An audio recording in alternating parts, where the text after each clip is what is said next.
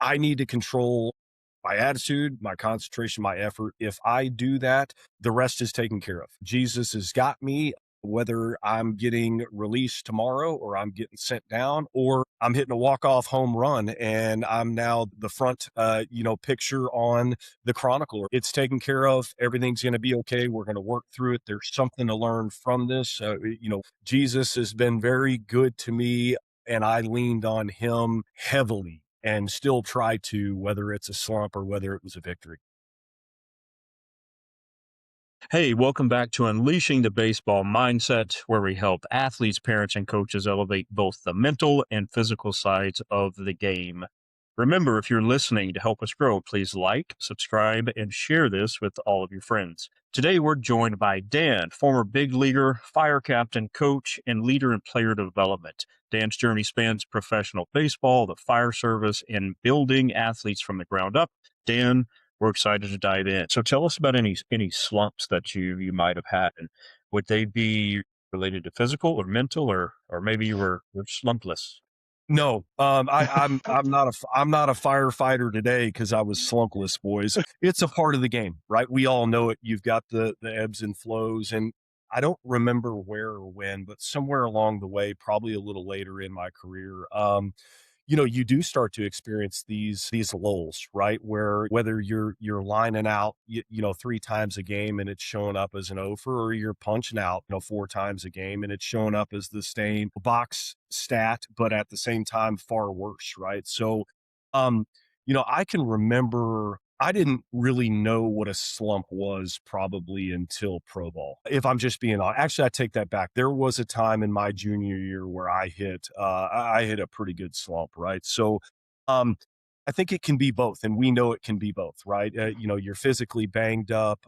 A lot of times, at least for me, it was usually somewhere around the wrist or the hands where like you just physically can't do what you need to do to create an efficient and effective swing, right? And once again, we mentioned, the Will Clarks, the Ironmen, Cal Ripken, whatever it may be. I was always of the mindset that I'm going to play every day.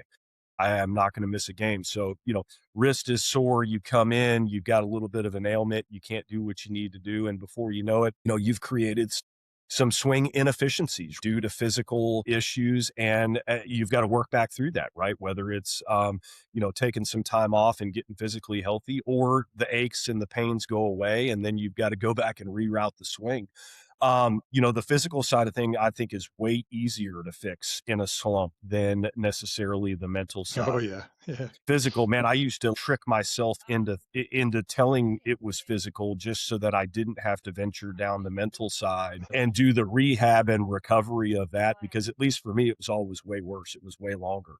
Yeah. Um, the mental side of things and hitting a slump, knowing that once again, you know, you don't know what's wrong. You don't know how to fix it. You just know that you feel bad and you're probably not going to do good. It is kind of, maybe at its simplest form, at least what I experienced. Gosh dang, I'm 0 for my last Yeah. 12. We're facing Justin Verlander today, and I've got to find a way to go out and freaking scratch a hit across the board, or I'm getting sent down to AAA tomorrow, or maybe getting released. Those were the implications, right? That level. And so some days what worked was just faking it till you make it, like you mentioned, and you just tell yourself that you're going to make it work, or shoot, you figure it out a different way, right? And I think everybody processes that a little differently. I don't think I ever dealt with it well.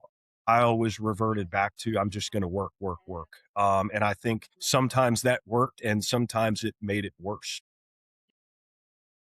I can remember later in my career through some of those slumps, and specifically the mental slumps. Man, it was always seemed to be dependent on having that coach who was able to reroute me into like, hey, relax. You're not, some sort of assurance, right? Hey, you're fine. The swing looks good. You're not getting sent down tomorrow.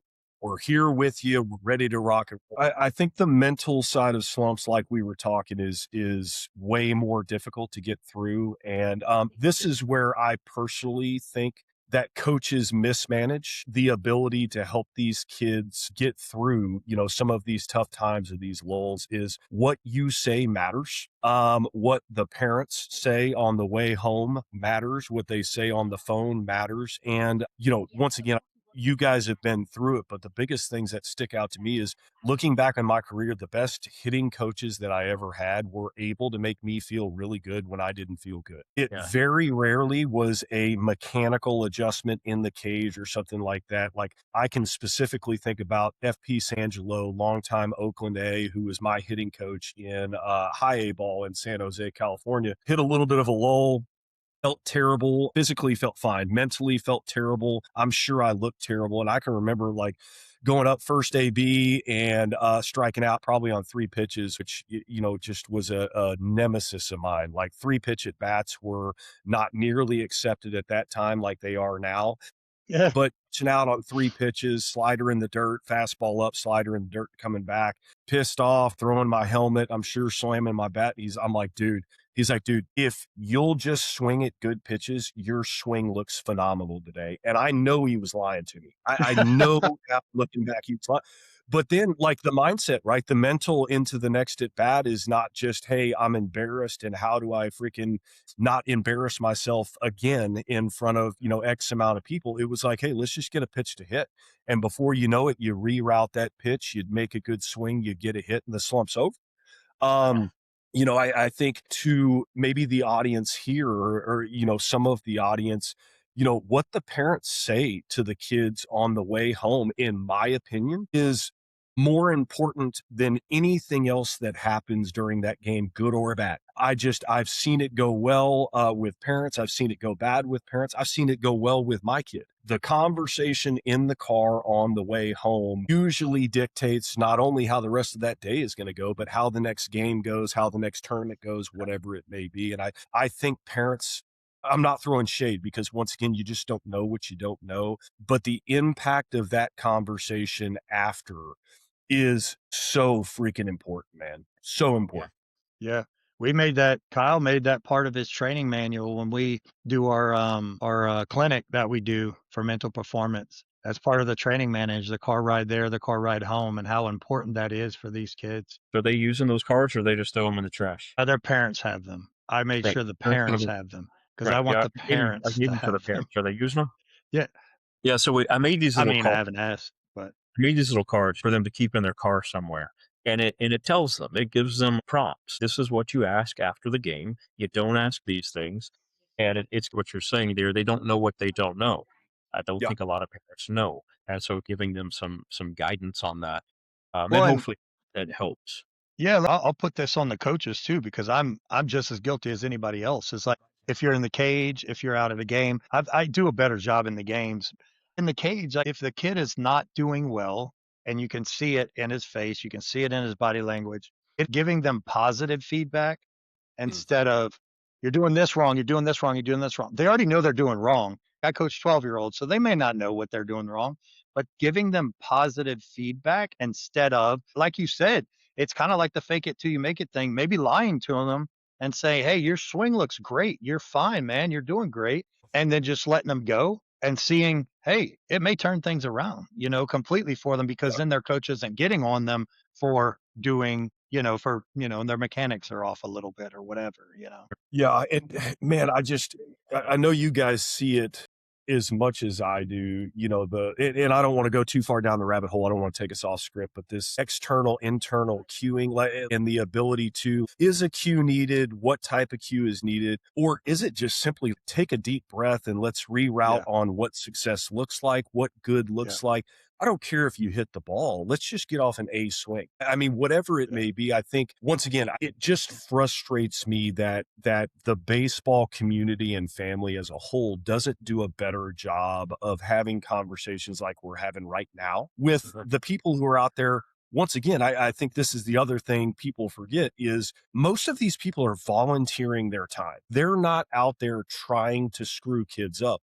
They just don't have the tools, the information, the ability to maximize the platform. They're not trying to do a bad job. They just don't know how. But we love to just point the finger. Oh, this is a bad coach. He doesn't know what he's doing, whatever it may be, rather than like jumping in, hey, let's have a conversation, right? Or are you Yeah. willing to have a conversation, and let's work through. So that'll take me into another hour and a half conversation. I'm sure we can Boy, have another. I could talk for days on that topic. Yeah, Days. we've been talking about it since October. Dan, there's so Sure. much you've said over the past few minutes, and a couple things that I want to touch on. One of them, when we talk about being in a slump and you're 0 for 12 and you're going to face somebody, there's this idea known as the gambler's fallacy. I'm sure you might have heard this or heard some of it. And I kind of equate it to delusional optimism. So no matter what the stats are, you have to go into that next at bat or that next whatever thinking that this is the one. And Mm, the gambler's fallacy would be in the way I describe it. Like, let's say you have I usually use basketball because that seems to, I've never played basketball, but for some reason the stat, but let's say you have an 80% shooter, right? And he's missed the last four. Well, he goes into that fifth shot with 100% confidence because he's due. He's due for a shot. There's no way this one can miss. I'm an 80% shooter. Now, where it becomes delusional is, well, let's say he's made the last 4 out of 5. He goes in for that fifth shot. Well, statistically speaking, he should miss it. But no, mm, now the player thinks I'm on a roll. There's no way I'm missing this one. This one's going in. And that's where you have to approach those situations. Like, you're 0 for 12 and I'm this type of a hitter. Man, this is my time. And you go in there with that confidence. And then people think, well, yeah, man, we don't live in a fairy tale world. How am I supposed to do it?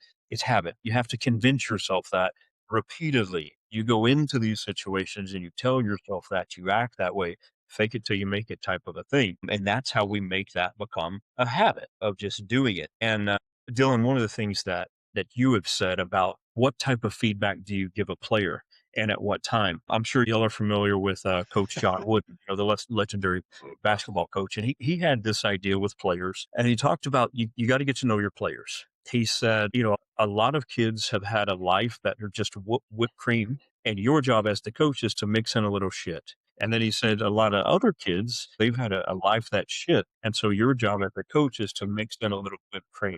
The idea there is, what are they experiencing? If they're playing at a really high level and maybe they're starting to get a little arrogant or cocky and then they make a mistake, well, maybe your job as a coach is to use that as a humbling moment. Or if they've had a really tough time for the past couple of games and they keep making these mistakes, then your job as a coach is to help build them up. So it's learning how to play that, kind of ride the roller coaster there and learning what they need and when. mm. Yeah.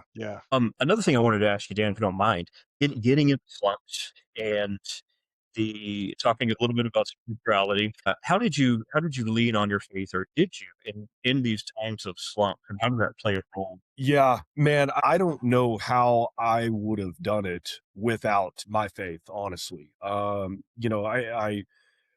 was obviously brought up in a Christian home, understood, the importance, but the ability to lean on the fact that I had control on very little throughout a game or a slump or a season, and that, it was already scripted. It was already taken care of. My job, for lack of better terms, or my work needed to be done in maximizing the day. And I'm sure you guys have heard it, but I still use it to this day. Like, what do you have control over? Attitude, concentration, effort, right? Or I always had ACE written under every one of my bills, just leaning on like, hey, once again, I need to control my attitude, my concentration, my effort. If I do that, the rest is taken care of. Jesus has got me, whether I'm getting released tomorrow or I'm getting sent down or I'm hitting a walk-off home run and I'm now the front, picture on the Chronicle or whatever it may be. It's taken care of. Everything's going to be okay. We're going to work through it. There's something to learn from this. We all know the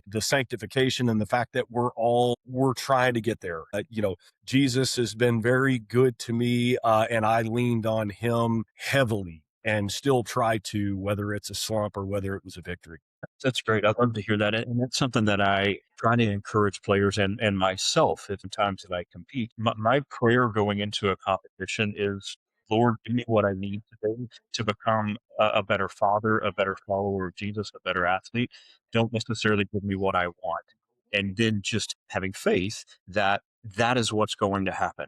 And so whether it works out in my favor or it doesn't, understanding, just like you said, it's all part of a bigger picture. And I'm honored to be able to be in that situation in the first place. And hopefully, in either case, win or lose, my job is to represent Jesus in that moment. And what I've learned is it just changes everything, because then the higher pressure moments aren't as high pressure, and every moment is purposeful. Is what I also think is maybe the more powerful part. Good or bad, win or lose, all of it's purposeful, and really just try to take advantage of the moment for that. Yeah. And just so once again, we're all on the same page, that was a very late learning opportunity for me, right? There were years and years and years where once again, I don't think the faith was absent. It just wasn't understanding that there was a bigger plan. And once like I can remember grinding early on in the minor leagues and praying my teeth out for result and praying for X amount, and then it didn't happen. And there's frustration right there. I mean, everybody understands that, but then understanding later in my career, like, dude, it wasn't worth it. You know what I'm saying? I wasn't understanding, hey, I'm here. This is a platform for me to basically, Jesus is going to use me for what he wants to use me for. And I would prefer that not to be chunking a bat, hitting one of my teammates in the freaking dugout and being able to share my testimony with them. Man, let's not do that, although it could be an opportunity. But let's understand that we're here for a reason, and there are people watching, and I don't know what that reason is, but I'm going to be ready for it, and I am ready for it when it happens or it's happening. Yeah, that's so great. Yeah, that's good. That's good stuff. How many athletes do you talk to, or just high performers, whether it's business, there this realization that there is more to life than baseball or business or whatever, and understanding that that particular thing, as you mentioned, it's just a vessel for something much bigger. And we've tried again with younger kids. It's hard to get them to understand that. They just don't quite have Sure. the logic or the mindset for it yet. But starting to put that in their heads to where they do realize that, hey, this is just like this is just a thing about me. Baseball doesn't define me, and it just changes it. It just changes the pressure. It changes the perspective. Obviously, it to hopefully to honor Jesus is what we're really trying to do with that too. Real quick on pressure, what was the difference in pressure like between the major league and the minor league, and what did you do to handle that as best as you could? Yeah. It's real. It's a real thing, the pressure. And so, and at least for me personally, the difference between the pressure of a major league game and a minor league game, once again, we're not even on the same hemisphere. However, what I will say is I just didn't handle it the way that I wish I would have handled it early on in my career. We've talked a little bit. Minor leagues, I don't remember feeling a ton of pressure, wrong or indifferent. Even at the higher levels, double, triple A, where you start to, get some crowds and you've got some people there and there's some buzz and you're competing against, once again, a lot of names that you've either seen, heard, or recognized. The pressure really for me at that point was more on me, and we've always heard the verbiage, there's no bigger critic than me on myself. And so that's kind of where I was in the minor leagues. I didn't feel a lot of pressure, whether it be organizationally or whether it be from my coaches or whatever. Like it was all me. I can remember early on in my big league career that was a lot different when you stepped into the locker room and saw your name on the lineup card for, the Giants or for the Rockies or whatever it may be. I immediately felt pressure of like most, biggest thing, man, I don't want to let these guys down. I can remember that. And I don't know why it was different, but like, oh my gosh, look at the names on this lineup card. I'm not the strongest name in this lineup anymore. And I don't want to lose a game for this team. I don't want to lose a game for this freaking city. I don't want to lose a game for the guy who's fixing to retire or get released. Or like, I remember feeling that. I also remember a lot of pressure just to produce. At that level, you put up or shut up. And that's kind of where at least self-inflicted. I remember early on in my big league career, it was like, dude, I've got to get hit 3 hits tonight, or I'm headed back to Fresno, which was AAA tomorrow. And it wasn't the case. It was all me putting things into my head, which once again, I don't care if you're a 10-year-old kid or you're a 28-year-old 10-year big leaguer, you just have a tendency to convince yourself that things are true that aren't necessarily true. Right. And so the pressure thing, at least for me early on, was big. Now, like we just kind of segmented from, as I learned that that wasn't real and it became obvious that that wasn't the case later on in my career, I felt very little, if any, pressure because once Hmm. again, it didn't matter whether we were playing in front of 60,000 or we were playing in front of 60. I was going to come in with great attitude, great concentration, great effort, and I was going to give it everything I had for that day. And if it resulted well, great. And if it didn't, it still resulted well, maybe just not in the means that most people saw. Yeah, Yeah, and that's good. I've been thinking that if I was your sports psychologist back then, I would work with you a lot on your self talk because I there's been a lot of don't do this, watch out for that, and then of course, just like you're saying, it's very easy for our brain to do that because our brain's just trying to protect us.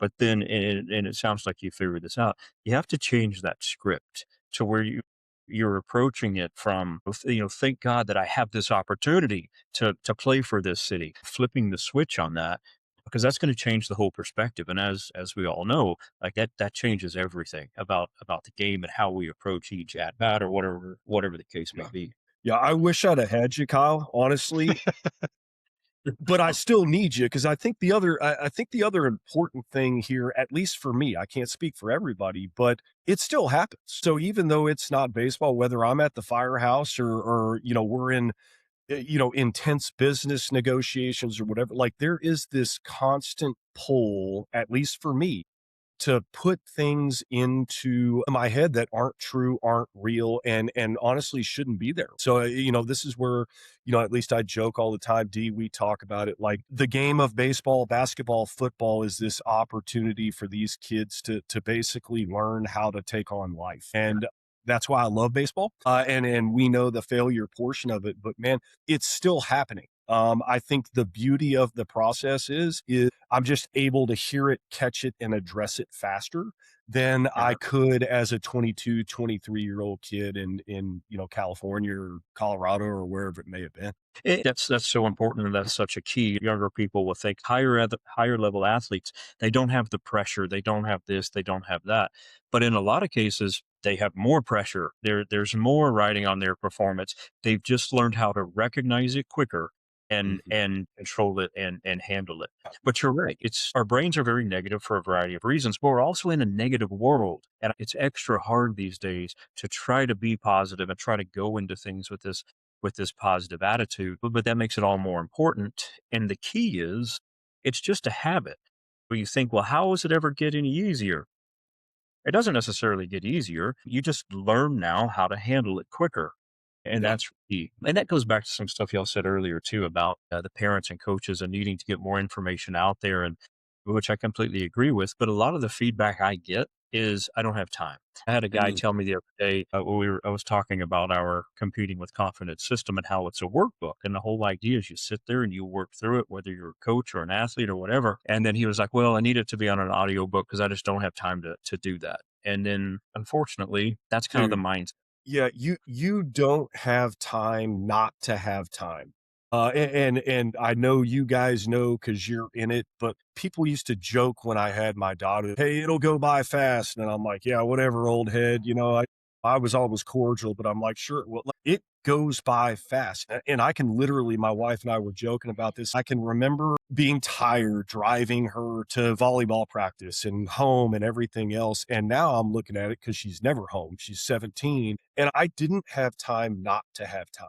The opportunities and the windshield time, the ability just to either like on the way home from a game, not talk about volleyball at all and go into something we mentioned earlier is like, you know, volleyball, baseball, basketball, it's not who you are, it's what you do. Yeah. And I think a lot of these kids struggle with that. I know a lot of the players coming out of professional sports, that identity thing and just like this is who I've been, this is who everybody knows me as.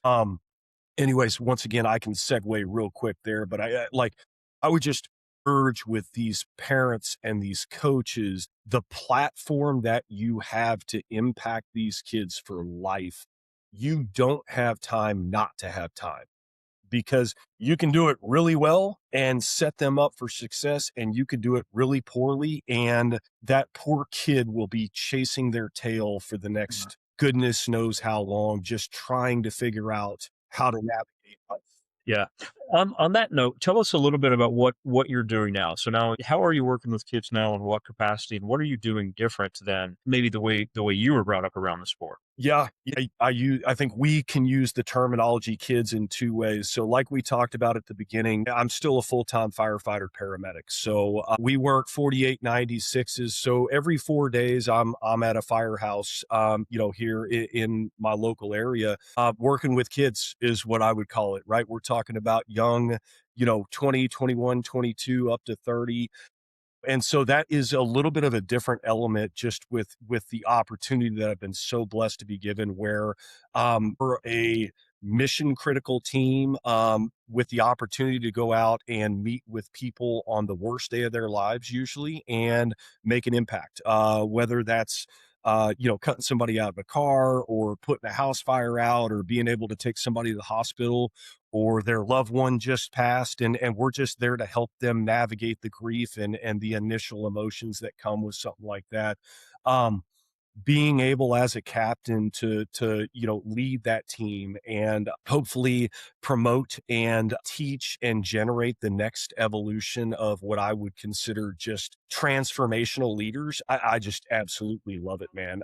Very understanding, and know that my time in that position is limited. It's a physical job, it's a tough job. So just constantly working with those kids. Back to your question, Kyle, what does it look like to do this job well? What does it look like to live well away from this job? Once again, firefighting is what you've chosen to do. It's not who you are. It doesn't define you and your life. But also, when you take my job and you step into this position, what does it look like to do it better than me, and continue to pass the baton, for lack of better terms, to the people who are going to replace us and hopefully be better than us. So then the other job, so VFG Sports and the academies, is I love that job just as much as I do with my other one. I'm not The hardest part about that job, and D, we've talked about this, is I have very little, if any, conversations or interaction with the kids. So a lot of my current job right now it's with our general managers, it's with our assistant general managers, it's with hopefully impacting them so that they can impact their coaches, so that the coaches can impact their kids, is kind of my current role. I don't love it. In all honesty, I would much rather be in the cage,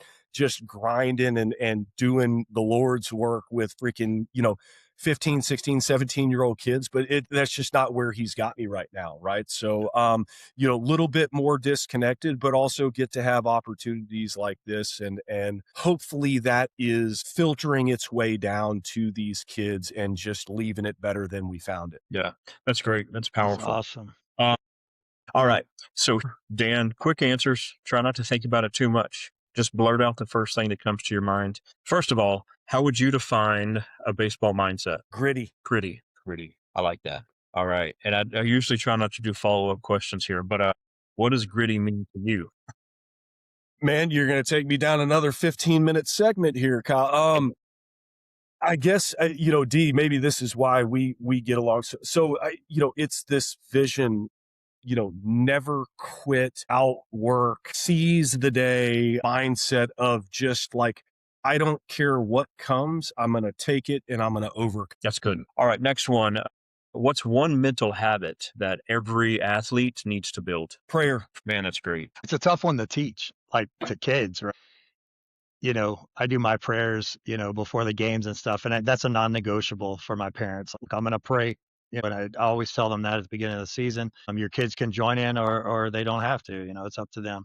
But it's like, it's always a struggle for me, because I always want to say, like, just put your faith in the Lord. They're struggling, or they got an injury, they're sitting out, whatever it is. I always want to, like, just put your faith in the Lord, and hey, good things will come, man. And I do it in a roundabout way to try to not step over any lines. The toughest thing about being a club coach is not implementing more spiritual aspect, more Christianity aspect to the game. I think about it constantly. I don't ever try to step around my faith or being a Christian. But I do think, to your point, like finding other ways to Yeah. get to pray, like there's nothing wrong with that. Yeah. What I would encourage, or what I've tried to start encouraging, is just like a gratitude thing. And like, I Yeah. don't care who you're talking to. You can be talking to Jesus. You can be talking to this hippo that's on my screen over here. But you just going into the game, you just think, I'm so Yeah. thankful to have this opportunity to play the greatest game in the Yeah. world. Yeah. And whether we win or lose, I'm going to be grateful to be here. I'm thankful for my parents, and teach them to think that way. So you're putting this like let gratitude shape their attitude. Yeah, that's good. All right. What's one mistake parents should eliminate? Pressure. Pressure. Putting more pressure on the kids. So I hesitate, A, because about 10 things popped in my head. You told me to go one or two. Here's my personal opinion. I wish that parents would eliminate any and all athletic pressure Yeah. on their kids. Now, once again, like we talked about before, great coaches, great parents understand their kids and players and understand what they need at that time Mhm. to make them the best they can be, right? But I think there's ways to do that without the pressure of result in game athletic experience, right? Whether it's making a free throw, whether it's making a 3-pointer, like I feel like I see it too much. And D, you see it more than me, but this result oriented pressure of, if I get 2 hits, my dad will love me, and if I don't, he's going to be frustrated with me and upset. And I just, the damage, the wounds, the unintentional. They love their kids, I understand, but I would just love to see more of the, hey, I saw you not sprinting out to your position, and I know you can do better than that. I want to see you do better there, rather than this pressure of them getting hits, throwing strikes or not, and that impacting the relationship between that son and daughter and their mom and dad. Yeah, we've talked about this a lot. And to your point, yeah, we parents love their kids. Yeah, that's true.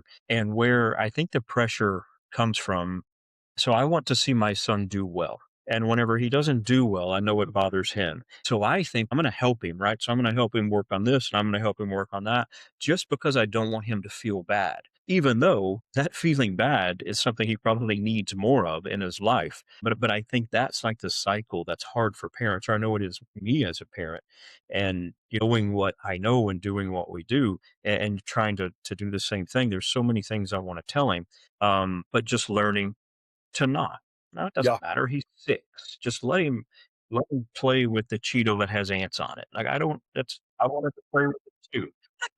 Yeah, He's got yeah. I mean, it's real, right, boys? Like this, it is embedded in our souls to protect. You know what I'm and so, I think a lot of people just don't understand the like, you don't want your kids to be hurt. You don't want them to feel pain, but also like it's going to help them if you can yeah, just help them navigate the pain, yeah, right? And kind of back to, I don't know what's on your card. I'm sure it is absolutely freaking brilliant, but like helping your kid navigate the positive or negative experience from the game, to me, is so much more productive yeah. than making them feel bad when they already feel bad and don't know what to do. Uh-huh, uh-huh. Yeah, and again, we talk about, it shouldn't be labeled as positive or negative. It's all Yeah. positive. It's all going to be constructive if we put it in the right, if we kind of package it the right way. And I think that's really what, parents probably just need to stay out of it. Don't even bring it up. And one of the things I love about watching my son play, and we let him know this, is he is always the best teammate. Always. I don't know why he does it. He does it at the regular baseball games. We go up to Round Rock to the Express games a lot, and we get seats. It's cheap, so we can get seats pretty close to home plate. And he's cheering on every batter. Let's go number Yeah. 22. You got this. You got this. Keep your eye on the ball. But that's just his nature. So it's easy to reward him in that. But I love that so much, because that is Yeah. his biggest quality. Is he's the most supportive guy out there. All right, one more question for you. It's awesome. What's one thing that you think, and this is what coaches do differently? Ooh, that's a good one. Prepare. And let me unpack that just real quick. I know we're Please. running out of time, but once again, whether it's practice preparation, whether it's game preparation, whether it's individual You know what I'm saying? Whether it's with the kids, I think I just believe at the depths of my soul the amount of time for elite coaches, once again, those who want it or great coaches, the amount of time preparing for those opportunities usually should be more than the opportunity itself, if that makes sense. And so Mhm. I'll use it at least in our current you know, I always talk with our new coaches that are coming in is if you've got an hour lesson with a kid that evening, you should be spending at least an hour preparing for that opportunity, right? Honestly, it's usually double, but I know that's a lot to ask, for a lot of, people who either have side jobs or whatever it may be. But I think far too often, Kyle, we just show up waiting for these opportunities Mhm. rather than preparing for them. And that I would just plead with elite coaches like, man, it's coming. The opportunity is coming. Are you ready for it? Are you prepared for it? And do you have a plan? And I think of preparation, whenever putting it that way too. Preparation can be listening to these podcasts. It can be listening to the book. It can be those things to where it is preparing. Maybe it's a mindset thing. Maybe it's a faith thing that comes up. Like there's all these different opportunities that could arise. And if you take the kind of guys like myself and Dylan and you, we're constantly evolving and constantly learning. And I don't necessarily think like I'm preparing for this opportunity, but I do realize the older I get, I'm able to contribute differently to different opportunities because I am constantly learning and constantly evolving. And I think that might be more of a it might be more of a characteristic or a trait that somebody that does aspire to continue to learn and be better than maybe most people realize. I don't know if that made any sense. It does, and I'll circle back to something we said earlier where this is the one area when people respond back with, "I don't have time," I'm like, "Garbage." Yeah. Because I'll tell you right now, the resources available, podcasts like this, audiobooks, I mean, you run down the gamut of elite coaches 10 years ago didn't have any of it. Mhm. So when it comes to a time constraint that I understand everybody like once again, you don't have time not to have time and busyness is not an excuse whether it's 10 minutes on your car ride over listening to this podcast or throwing on an audio book or calling a mentor or somebody like the two of you just hey headed to practice mine's not where it needs to be let's roll through some stuff I mean it's just the time thing in that capacity like I just don't buy it. There's so Yep. much we can do to take advantage of. And to your point, people they just don't, or I'm not quite sure. Maybe I don't know what it is people do. I don't really listen to music because I don't hear very well. So of course I listen to books and those types of things. Well, Dan, this has been a wonderful, hopefully we can get you back on to talk about more things. I know we didn't cover everything that was on the agenda there, which is fine. And really just going through your story of playing in high school into the minor leagues and getting all the way up to the majors. It's wonderful to hear that story. Thank you for sharing it with us. And is there anything you want to add before we cut you loose? It has been an absolute pleasure, gentlemen. Love what you're doing. It's needed. Please like, share, pass this stuff on. And I'm just looking forward, Kyle, meeting you in person and D giving you a big hug when I see you back at the facility, bud. That's wonderful. Dylan, anything you want to add? No, man, it was great having you, Dan. I always love talking to you, man. It's awesome, bro. Great time.